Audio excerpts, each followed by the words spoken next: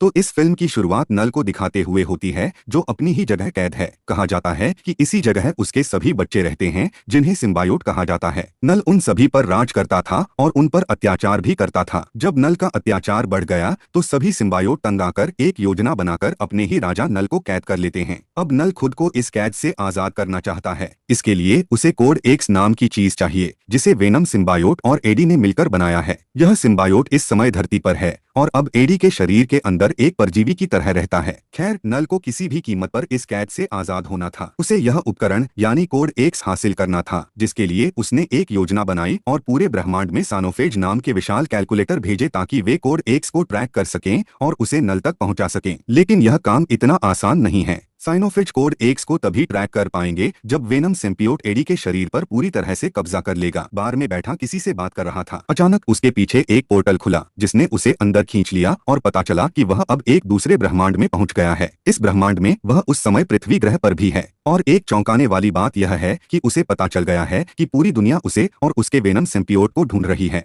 लेकिन यहाँ एडी और वेनम फैसला करते हैं कि वे न्यूयॉर्क जाएंगे और एक खास आदमी को ब्लैकमेल करेंगे जो उन्हें इस पूरी स्थिति से बाहर निकाल सके। अब इससे पहले कि ये लोग इस शहर को छोड़ पाते, वे दोनों देखते हैं कि कुछ लोगों ने निर्दोष कुत्तों को पकड़ लिया है, जिन्हें वे एक लड़ाई प्रतियोगिता में ले जाने वाले थे। इन कुत्तों की जान खतरे में थी और एडी को इन कुत्तों को बचाना था। और वेनम सिम्बियोट इन लोगों से लड़ना शुरू कर देता है। वेनम सिम्बियोट के लिए इन साधारण इंसानों से लड़ना ज्यादा मुश्किल नहीं था। उसने आसानी से सभी लोगों को अपने वश में कर लिया और अंत में उन सभी को खा गया, जिसके बाद आखिरकार उन दोनों ने कुत्ते को इन गुंडों के चंगुल से आजाद करा लिया और अब वे न्यूयॉर्क जाने के लिए तैयार थे। अब रास्ते में यह देखा जाता है कि वेनम सिम्बियोट ने एडी के शरीर पर पूरा नियंत्रण कर लिया था, जिसके कारण उसके आसपास के जेनोफेज को उसके प्रेरण के बारे में पता चल जाता है। यही इस श्रृंखला की कहानी है। हम एरिया 51 देखते हैं, जो एक भूमिगत सुविधा है। इस सुविधा के अंदर हम देखते हैं कि एक महिला वैज्ञानिक ने कई सिम्बियोट्स को कैद कर रखा था, जो बहुत समय पहले वेडोम सिम्बियोट्स के साथ पृथ्वी पर आए थे। यह महिला संतों के साथ हम रेक्स नाम के एक सैनिक को भी देखते हैं। Thanks for watching. लाइक,